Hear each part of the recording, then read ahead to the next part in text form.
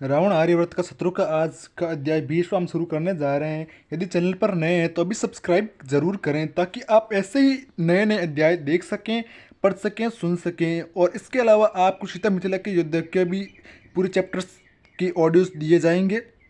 और यदि आपने रावण आर्यवर्त के शत्रु के सारे अध्याय नहीं देखे हैं तो हमारे प्लेलिस्ट के अंदर जाकर देख सकते हैं, जिसका लिंक आपको हमारे डिस्क्रिप्शन बॉक्स में देखने को मिल जाएगा। चलिए आज का अध्याय शुरू करते हैं। रावण ने विचार मगन ढंग से मदिरा के अपने खाली पात्र को टकटकाया। कक्ष के दूसरे छोर पर मौजूद एक सेवक आगे बढ़ने लगा, मगर जब उसने देखा कि कुंभकर्ण अपने भाई का पात्र भरने के लिए उठ रहा है तो वो पीछे हट गया। कुंभकर्ण ने पात्र को फिर से भरा और फिर अपने लिए भी मदिरा डाली। फिर उसने ऊपर देखा और सेवक को जाने का संकेत दिया। उस आदमी ने प्रणाम किया और कक्ष से बाहर हो गया। करचप के युद्ध में सप्त सिंधु की सेना को खदेड़े हुए अब 5 माह बीत चुके थे। दशरथ अपनी दूसरी पत्नी और कैकेयी के राजा अश्वपति की पुत्री कैकेयी द्वारा बहादुरी से रक्षा किए जाने के कारण किसी तरह जान बचा पाए थे। आपको लगता है कि हमें उस दिन सम्राट को मार देना चाहिए था? कुंभकर्ण ने मदिरा का घूंट भर कर अपने आरामदेह आसन पर बैठते हुए पूछा। मैंने इस बारे में सोचा था, रावण ने अपना सिर हिलाते हुए कहा, लेकिन यह शायद इस तरह ही अच्छा है। युद्ध क्षेत्र में शीघ्रता से मर जाना उसके लिए वरदान होता। पराजय की ग्लानि उसके मनोबल को तिल तिल कर तोड़ेगी। सैन्य असफलता और हमारे द्वारा थोपी गई संधि उसकी मानसिक शांति को नष्ट कर देगी। अस्थित स्तर और असुरक्षित नेतृत्व के साथ सब सिंधु का मनोबल उठ नहीं पाएगा। जब हम धीरे धीरे साम्राज्य को निचोड़ देंगे तो वो हमारे लिए कोई समस्या खड़ी नहीं कर पाएंगे। अगर हमने दशरथ को मार दिया होता तो हम उसे शहीद बना देते, और शहीद खतरनाक हो सकते हैं, वो विद्रोह को प्रेरित कर सकते हैं। तो आपको लगता है कि रानी कैकेयी की बहादुर ने वास्तव में हमारी सहायता ही की है? भाई कुंभकर्ण ने कहा। वो हमारी मदद करने का प्रयास नहीं कर रही थी, वो तो बस अपने पति को बचाने की कोशिश कर रही थी। मगर वो बहादुर स्त्री है और मुझे कोई संदेह नहीं कि उनकी कर्तघन प्रजा उनके साथ बुरा बर्ताव करेगी। वो अपने नायकों का सम्मान करना जानते नहीं हैं। प्रत्यक्ष सम्राट दशरथ और उनकी पहली रानी कौशल्या को उस दिन पुत्र प्राप्त हुआ था जिस दिन हमने उन्हें करछप में परास्त किया था। उन्होंने उसका नाम राम रखा। विष्णु पर रावण ने उपहास में धीरे से हंसते हुए पूछा। राम छठे विष्णु का नाम था जिन्हें असामान्यतः परशुराम के नाम से जाना जाता था। उन्हें इस शिशु से अत्यधिक अपेक्षाएं होगी। मजे की बात यह है कि वो करचप की पराजय का दोष इस बेचारे शिशु को देते हैं। प्रत्यक्ष वो उन पर दुर्भाग्य लाया है। अर्थात हमारी विजय में मेरी उत्कृष्ट युद्ध नीति का कोई हाथ नहीं था। यह सब मात्र इसलिए हुआ कि कोई रानी उसी समय प्रसव कक्ष में चली गई थी। रावण हंस पड़ा। कुंभकर्ण भी हंस दिया। आपको और अधिक हंसना चाहिए दादा, राव उसने कहा। वेदवती जी भी यह पसंद करती। मुझे बार बार यह बताना बंद करो, मगर यह सच है। तुम्हें कैसे पता है यह सच है? क्या उनकी आत्मा ने आकर तुमसे यह कहा है? कुंभकर्ण ने अपना सिर हिला दिया। दादा, जब तक आपके चेहरे पर मुस्कुराहट के साथ उनके बारे में सोचने में सक्षम नहीं होंगे तब तक आपके घाव नहीं भरेंगे। अगर उन्हें याद करके हर बार आप दुखी और खुद होंगे तो एक सुंदर स्मृति को इसमें बदले देंगे। अब अनेक वर्ष बीत चुके थे, आपको आगे बढ़ना सीखना होगा। तुम कह रहे हो कि मैं भूल जाऊं कि उनकी मृत्यु कैसे हुई थी, कि मैं मूर्खतापूर्ण विस्मृति की स्थिति में जीऊं? रावण फुफकारा। कुंभकर्ण शांत रहा। मैंने ऐसा नहीं कहा है। हमारे लिए यह भूल पाना कैसे संभव है कि उनकी मृत्यु कैसे हुई थी? मगर हमारे पास उनकी केवल याद ही तो नहीं है ना। यह तो उनके अनेक यादों में से एक हैं जो वो पीछे छोड़ गई हैं। उन दूसरी यादों के साथ भी समय बिताए, सुख के वो पल जो आपने उनके साथ बिताए थे। फिर आप हर बार उन्हें याद करके उदासी में नहीं डूबेंगे। संभवतः मुझे उदासी ही पसंद है, यह मुझे सुकून देती है। किसी भी चीज़ के साथ आप ज़्यादा रहेंगे तो उसे पसंद करने लगेंगे, उदासी को भी। रावण ने अपना सिर हिला दिया। स्पष्ट था कि इस विषय पर बात करने को अब और कुछ नहीं बचा था। कुंभकर्ण चुप हो गया। अच्छा, युद्ध की क्षतिपूर्ति की पहली खेप सिगिरिया कब पहुंच रही है? रावण ने पूछा। कुछ ही सप्ताह में दादा। कुछ सप्ताह में लंका संपन्न मात्र से अथाह संपन्न हो जाएगी। संसार का सबसे समृद्ध राज्य होगी। कश्यप के युद्ध से पहले लंका को सप्त सिंधु के साथ अपने व्यापार से होने वाले लाभ का मात्र 10% भाग रखने का अधिकार था। 90% साम्राज्य के प्रतिनिधि अयोध्या का होता था। फिर अयोध्या इस पूंजी को अपने अधीनस्थ राज्यों के साथ बांटता था। युद्ध के बाद रावण ने अयोध्या की दलाली को मात्र 9% कर दिया और शेष लंका के लिए रखा। साथ ही उसने सप्त सिंधु से खरीदी जाने वाली सभी निर्मित वस्तुओं का मूल्य भी बेतहाशा कम कर दिया था। अगर यही पर्याप्त नहीं था तो उसने यह भी आदेश दिया कि अयोध्या पूर्व प्रभाव से पिछले 3 वर्षों से अधिक समय में दी गई अतिरिक्त राशि को नई गणना के अनुसार युद्ध की क्षतिपूर्ति के रूप में लौटाए। रावण जानता था कि दलाली में की गई भारी कटौती समय के साथ साम्राज्य को कंगाल कर देगी, जबकि लंका असाधारण रूप से समृद्ध हो जाएगी। निस्संदेह लंका के बढ़े हुए लाभ का आधा हिस्सा जब वो रख रहा था तो वो जल्दी ही आश्चर्यजनक रूप से समृद्ध हो जाएगा और शक्तिशाली भी। आगे क्या दादा, कुंभकर्ण ने पूछा। रावण कक्ष की एक बड़ी सी खिड़की की ओर गया और बाहर फैले हरे भरे उपवनों को देखने लगा। सिगिरिया का उसका भवन उस विशाल एकल चट्टान से कुछ ही दूरी पर था जिस पर लंका के व्यापारी प्रमुख और विश्व के सबसे समृद्ध व्यक्ति कुबेर का महल स्थित था। कुबेर को युद्ध संबंधी बहुत जानकारी भले ही नहीं थी, मगर वो अपनी अथाह संपत्ति की रक्षा करने की आवश्यकता को समझता था। पिछले कुछ दशकों में उसने नगर की रक्षा प्रणालियों में बहुत सुधार किया था। सिगिरिया लुढ़कती चट्टानों से भरी पहाड़ियों से घिरा हुआ था। हर लंबी चट्टान के सपाट शिखर शिखर भवन बनाए गए थे जिनमें सैनिक रहते थे और अकाट्य ऊंचाई से किसी भी घुसपैठ का सामना कर सकते थे। यह नगर को चारों ओर से घेरने वाली मजबूत दीवारों और खाइयों के अतिरिक्त था। मगर कुबेर ने अपने को केवल सुरक्षा तक ही सीमित नहीं रखा। वस्त्र और आभूषणों की भड़कीली अभिरुचि के बावजूद भवन निर्माण की ओर भी उसकी आश्चर्यजनक रूप से कलात्मक दृष्टि थी और उसने पहले ही बेतहाशा सुंदर नगर को वास्तव में गरिमा और भव्यता का उत्कृष्ट प्रतीक बना दिया था। एक विशाल पठार पर बना यह नगर अद्भुत उपवनों और सार्वजनिक मार्गों से सुसज्जित था। बाहरी सीमा पर जल मार्ग और भूमिगत नहरों द्वारा खींचे जाने वाली सुंदरता से तरासे गए उद्यान थे। वो लंबे, हमेशा हरे रहने वाले वृक्षों की शाखाएं मुख्य मार्गों के दोनों ओर फैली रहती थी। नगर के भीतर स्थित अनेक चट्टानों को भी सिगिरिया वासियों के शब्दों में पाषाण उत्थानों में बदल दिया गया था। पेचीदा फव्वारे जिनकी शोभा और सुंदरता को बढ़ाते थे। सार्वजनिक कार्यक्रमों के लिए सुरुचिपूर्ण बनाए गए विशाल कक्ष, पुस्तकालय, रंगशालाएं, नौकायान के लिए झीलें और वो सब कुछ था जो सभ्य जीवन के लिए आवश्यक था। लंका एक वृद्ध वैदिक संस्कार का अंग था और नगर के विभिन्न हिस्सों में विभिन्न वैदिक देवताओं के अनेक मंदिर थे। सबसे बड़ा मंदिर निस्संदेह छठे विष्णु और मल्यपुत्र जनजाति के संस्थापक भगवान परशुराम को समर्पित था। इस मंदिर का निर्माण और प्रतिष्ठान स्वयं ऋषि विश्वामित्र ने किया था। मगर रावण सिगिरिया के इस सारे ठाट बाट से प्रभावित नहीं था। उसका ध्यान तो उस एकल चट्टान पर केंद्रित था जिसे सिंहगिरी कहते थे, जो आसपास के ग्रामीण क्षेत्रों से लगभग 200 किलोमीटर ऊंची थी। नगर का नाम इसी चट्टान पर पड़ा था। सिगिरिया संस्कृत के सिंहगिरी का अपभ्रंश था। इस चट्टान के शिखर पर कुबेर का विशाल महल था। यह प्रकृति की उदारता पर मानव कल्पना की विजय का प्रतीक था। विशाल मगर फिर भी नजाकत भरे ढंग से परिसर। इस चट्टान के आधार पर स्थूल रूप से संकेंद्रित सीढ़ी नुमा उद्यान थे जो जल रोधी ईंटों की दीवार का बेहतरीन प्रयोग दर्शाते थे। ये सभी उद्यान अपने निकट वालों से कुछ ऊंचाई पर थे और फव्वारों से सजे हरे भरे उद्यानों के बीच एक घुमावदार सड़क पर ऊपर चट्टान तक जा रही थी। उत्तरी ओर का मार्ग सिगिरिया के सबसे अधिक विस्मयकारी वास्तुशिल्पीय उपलब्धियों में से एक सिंह द्वार की ओर जा रहा था। इसे सिंह द्वार इसलिए कहते थे क्योंकि प्रवेश द्वार के ऊपर एक विशाल सिंह का उकेरा गया है।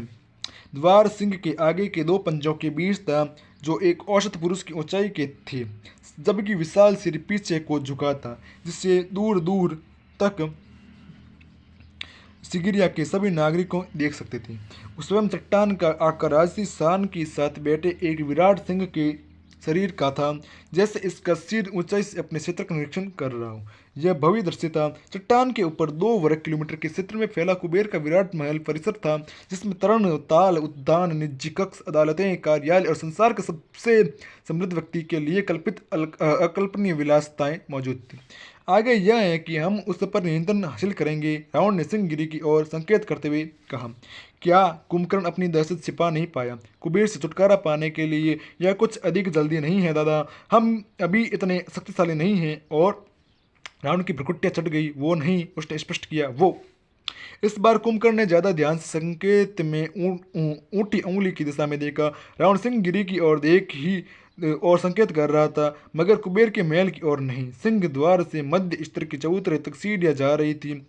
चट्टान की शिखर से कुछ 100 मीटर नीचे चट्टान को काटकर बनाई गई और चबूतरे तक जा रही पगडंडी के किनारे पर एक दीवार थी जो समान रूप से कटी ईंटों से बनी थी और उस पर चमकदार श्वेत लेप हुआ था, इतना बढ़िया चमकदार कि उसके पास से निकलने वाला व्यक्ति उसमें अपनी छवि देख सकता था। इसे निरंश ढंग से दर्पण भित्ति कहा जाता था। दर्पण भित्ति के परे चट्टान को उस विराट सिंह कपड़े की काठी के रूप में बनाया गया था जिसका वो चट्टान प्रतिनिधित्व करती थी। काठी पर सुंदर स्त्रियों के भव्य भित्ति चित्र बने थे और कोई नहीं जानता था कि ये छवियां किसका प्रतिनिधित्व करती हैं। उन्हें त्रिशूल कश्यप के काल में बनाया गया था और बहुत जतन उनका रखरखाव किया गया था। भित्ति चित्रों के परे पगडंडी ऊपरी परिसर को जहाँ कुबेर का निजी महल था। सुरक्षा प्रदान करने वाली शानदार उद्यानों, सरोवरों, खाइयों और प्राचीरों के पीछे निचले स्तरों के महलों की ओर जाती थी और इन्हीं निचले महलों की ओर रावण संकेत कर रहा था। मेघदूत कुंभकर्ण ने पूछा, निचले स्तर के महलों में कुछ वेश्याएं और कुबेर की युवा पत्नियां रहती थी, मगर इनमें से एक महल प्रधानमंत्री मेघदूत का आवास था जिसके पास राजस्व, करों, सीमा शुल्क और सामान्य प्रशासन का दायित्व था। लंका की सेना और नगर रक्षकों का प्रमुख होने के नाते रावण प्रभावी रूप से सारी सैन्य शक्ति का भी प्रमुख था। मेघदूत सारे धन का प्रमुख था। साथ ही मिलकर वो दोनों कुबेर का राज्य चलाते थे। अगर रावण अपने कार्य में मेघदूत का कार्यभार भी जोड़ लेता तो उसके पास प्रभावी रूप से व्यापारी प्रमुख से अधिक शक्ति हो जाती। इसके बाद उसकी जगह लेना बस कुछ ही समय की बात होती, एक आसान सा परिवर्तन। हालांकि वो अकेले थे, मगर कुंभकर्ण अपने शब्दों के चयन को लेकर सावधान था। आप समझ रहे हैं ना हमें? हाँ समझता हूँ, रावण ने बात काटी, मगर यह दुर्घटना जैसी लगनी चाहिए, अन्यथा उसकी जगह लेना मेरे लिए मुश्किल हो जाएगा। यह मुश्किल काम है। हम किसी बदमाश से यह नहीं करवा सकते। हमें कोई कलाकार चाहिए होगा। मैं किसी को ढूंढ लूंगा, कुंभकर्ण ने कुछ सोचते हुए कहा। रावण द्वारा लंका के प्रधानमंत्री मेघदूत की हत्या का आदेश दिए 1 माह बीत गया था, मगर कुंभकर्ण अब तक आगे बढ़ने का मार्ग नहीं तलाश पाया था। अनंत सहायता के लिए उसने अपना मामा की ओर देखा और आज मरीच ने उसे सूचित किया था कि इस काम के लिए उपयुक्त आदमी मिल गया है। अपने भाई को इस समाचार की जानकारी देने के बाद उत्सुक कुंभकर्ण उसकी खोज में निकला, मगर वो कहीं नहीं मिल रहा था। अनंत वो महल के अंदरूनी हिस्से में छिपे गुप्त कक्ष में गया। गोकर्ण के रावण के निजी कक्ष की तरह ही यहाँ भी दोनों भाइयों के अलावा किसी को जाने की अनुमति नहीं थी। अंदर प्रवेश करते ही कुंभकर्ण ने पलटकर द्वार को बंद कर दिया। केवल एक मशाल जल रही थी। उसका भाई अंदर था। नीम अंधेरे में पहली चीज उसे स्वर्ण मंडित रावण हत्ता दिखाई दिया। वो भूमि पर पड़ा था, टूटा हुआ। उसके तार एक और पड़े थे। कक्ष के मौत जैसे सन्नाटे में उसे लगा जैसे उसने किसी के रोने की आवाज़ सुनी है। जब आंखें अंधेरे की अभ्यस्त हुई तो कुंभकर्ण ने द्वार की ओर पीठ किए लकड़ी की एक लंबी तिपाई पर निढाल पड़े रावण को देखा। उसने अपने हाथों से अपना सर पकड़ा रखा था और रोने के कारण उसका सारा शरीर हिल रहा था। दुख और हताशा की गहराई से गहरी दर्द भरी सुबह किया निकल रही थी। रावण के सामने एक चित्रपटल था। उस पर कठोर क्रोध भरे प्रहारों से जिन्होंने चित्र की रेखाओं को लगभग छिपा दिया था, एक स्पष्ट रूप से परिचित सी छवि को काट दिया गया था। कुंभकर्ण को इस चित्र को समझने में एक पल लगा, मगर फिर उसने देखा कि वो वेदवती का अधूरा चित्र था। गर्भवती, अपने पूर्ण आकार में कमनीय वेदवती बाह्य रूपरेखा बना दी गई थी और उसमें रंग भरा जाना शेष था। आंखें अधमनी थी और यही आकार जैसे रावण ने हार मान ली थी। कुंभकर्ण जानता था कि निर्मम हत्याओं वाले दिन से ही रावण ने वेदवती के चित्र बनाना छोड़ दिया था। तब तक वो धीरे धीरे साल दर साल उसकी कल्पना में भी बढ़ी रही थी और वो अपने मन की आंखों से उन्हें अपनी पूरी बारीकी के साथ देखा पाता था, लगभग ऐसे जैसे कि चित्र बनाते समय वो उसके पास ही खड़ी हो, मगर उनकी मृत्यु के बाद जैसे उनका चित्र बनाने की इच्छा भी मर गई हो। और अब जब उसने फिर से उन्हें पटल पर उतारने की कोशिश की तो लगता था कि जैसे वो वरदान रचनात्मक दृष्टि की वो समता लुप्त हो गई हो। कुंभकर्ण को एहसास था कि वो उस रोष और क्रोध को पूरी तरह नहीं समझ सकता है जो उसका भाई महसूस करता है। केवल एक कलाकार ही अपनी देवी अपने जीवन भर की प्रेरणा द्वारा तैयार दिए जाने की हताशा को समझ सकता है। केवल वही जिसने प्रेम किया हो अपने प्रिय को खोने की अथाह पीड़ा को समझ सकता है। केवल एक संप्रीत भक्त जिसे दिव्य ने स्पर्श किया हो अपनी देवी को छीने जाने के आत्मा को छलनी कर देने वाले कष्ट को समझ सकता है। कुंभकर्ण चुपचाप रावण के पास गया। वो अपने बड़े भाई के पास बैठा और उसके गिर्द अपनी बाँह डाल दी। रावण मुड़ा और उसने अब अपने भाई के कंधे पर चेहरा धसा दिया। वो इस तरह से रो रहा था जैसे कभी कोई चीज़ उसे दिलासा न दे सकती हो। देर तक वो एक दूसरे को थामे बैठे रहे, बिना कुछ कहे। उनके साझा दुख ने बाकी सब कुछ, सारे विचार, सारे शब्दों को धुंधला दिया था। रावण ने ही मौन तोड़ा। मुझे नियंत्रण चाहिए, लंका का शीघ्र। हाँ दादा, मुझे नष्ट करना है, करना ही है। उन निष्कृष्टों को, सब सिंधु को पूरी तरह नष्ट करना है। कुंभकर्ण मौन रहा। रावण ने बहुत कोशिश करके स्वयं पर नियंत्रण पाया, फिर कहा, उस हत्यारे को मेरे पास लाओ। हाँ दादा, शीघ्र। हाँ, लाऊंगा। जब आप किसी बंदी नाली को उससे अधिक पानी से भर देते हैं, जिससे जितना उसमें समा सकता है, तो वो बार बहकर अपने आसपास की चीज़ों को दूषित कर ही देगा। जब दुख किसी को अभिभूत कर देता है, जब वो उसे लेकर रोष से भर देता है, जो नीति ने उनके साथ किया है, तो अक्सर उनका क्रोध छलक पड़ता है और दुनिया को पीड़ा पहुंचती है। यही एक तरीका होता है जिसके साथ वो अपने जीवन से तालमेल बिठा पाते हैं, वो जीवन जो अब उनके लिए अर्थहीन हो गया है। तुम्हें विश्वास है? रावण ने पूछा। उसके चेहरे पर प्रश्न सूचक भाव थी। रावण और कुंभकर्ण इस भेंट के लिए गोकर्ण आए थे। वो यह जोखिम नहीं लेना चाहते थे कि सिगिरिया में किसी को उनकी योजना की भनक भी पड़े। मरीच और अंगपन लोगों की दृष्टि से बचते हुए अभी एक बगली द्वार से घर में आए थे। उनके साथ एक पुतला दुबला सा युवक था। मरीच ने रावण से कहा, उसकी आवाज़ धीमी मगर विश्वास से भरी थी। मेरा भरोसा करो, मैंने स्वयं इसके कामों को देखा है। यह असाधारण है। विश्व कन्याओं के सम्मान दक्ष। विश्व कन्याएं मशहूर हत्यारिनी थी। उन्हें बहुत कम आयु से ही प्रतिदिन विश्व की छोटी छोटी मात्र देकर हत्यारी बनने के लिए बड़ा किया जाता था। अनंत वो विश्व से अप्रभावित हो जाती थी, मगर उनका एक चुंबन भी घातक होता था। और अगर उनका विष आपको न मार पाए तो अस्त्र मार देते थे। वो संसार में ज्ञात सबसे मारक हत्यारिनी थी, विश्व कन्याओं के समान दक्ष। अंकपन के पास खड़े पुरुष को देखते हुए कुंभकर्ण ने अपने संशय को छिपाने की कोई कोशिश नहीं की थी। सच मामा, अतिशयोक्ति की कुछ तो सीमा होती है। मरीज ने उस संभावित हत्यारे को देखा। वो देख सकता था कि वो उसके बारे में कुछ अधिक क्यों नहीं सोच पा रहे थे। नाटे कद का, घुंघराले बालों और दोनों गालों में पड़ने वाले गड्ढों के साथ उससे एक आनंददायक आकर्षण टपक रहा था। उस पर कहीं किसी घाव का चिन्ह नहीं दिख रहा था। क्रूर हत्यार होने की जगह वो तो ऐसे रसिक की तरह दिखता था जिसे केवल स्त्रियों को लुभाना आता हो। सूची में अगला कौन है? रावण ने पूछा। वो चिढ़ गया था कि वो गोकर्ण तक एक ऐसे आदमी से मिलने आया था जो प्रत्यक्ष रूप से कार्य के लिए अनुपयुक्त था। मरीच ने उत्तर नहीं दिया। वह हत्यारे की ओर मुड़ा और सिर हिलाया। लचीले बदन ने बिजली की सी तेजी हरकत की और पलक झपकते अंकपन के पीछे पहुंच गया। छेला व्यापारी कोई प्रतिक्रिया करता इससे पहले एक उंगली उसकी गर्दन के पीछे एक विशिष्ट दबाव बिंदु पर तेजी से टकराई। तुरंत ही अंगपन ने गर्दन के नीचे के शरीर को लकवा मार गया। हमलावर ने उसके कंधे से पकड़ा और आराम से उसे धरती पर गिरने दिया।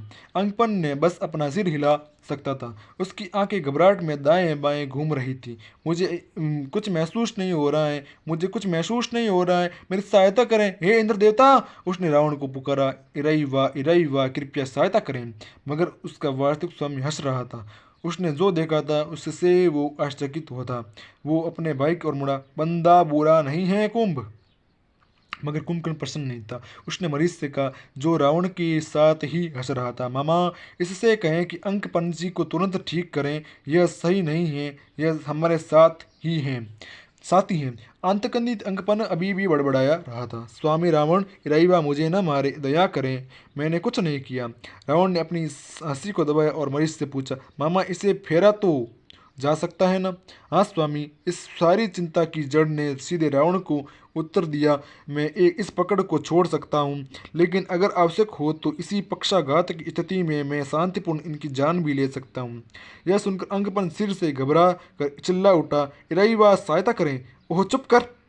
अंगपन उत्सुकता भरी रुचि के साथ हत्यारे की ओर मुड़ने से पहले रावण ने कहा, तो पीड़ित को कुछ महसूस होता है। जब मैं इस विशेष दबाव बिंदु पर काम करता हूँ तब नहीं। अन्य भी हैं जो इन्हें लकवाग्रस्त मगर पीड़ा महसूस करता छोड़ देंगे। रावण ने इस सत्य को छिपाया नहीं कि वो प्रभावित हुआ है। इस पुरुष का क्या नाम है मामा? इसके नाम का अर्थ ही मृत्यु है। मरीच ने कहा, मर। रावण ने फिर से युवक की ओर पलटा। ठीक है मर, तुम्हें नियुक्त किया गया है। रईवा अंकपन चिल्लाया, मुझे मुक्त करें। रावण ने अंकपन को देखा और फिर मर को, क्या तुम इनके शरीर को मुक्त करके इनका जिन्हा को लकवाग्रस्त कर सकते हो? सब हंसने लगे, यहाँ तक कि अंकपन के चेहरे पर भी क्षीण से मुस्कान आ गई। कुंभकर्ण अभी भी प्रसन्न नहीं था। उसके कंधे की दोनों अतिरिक्त भुजाएं तनावग्रस्त थी। वो अपने बड़े भाई की ओर मुड़ा। उसके चेहरे पर अस्वीकृति स्पष्ट झलक रही थी। दादा, ठीक है, रावण ने कहा। उसने मर को इशारा किया, इन्हें मुक्त कर दो। इसी के साथ यह अध्याय समाप्त होता है। जल्दी मिलेंगे हम 21वें अध्याय के साथ।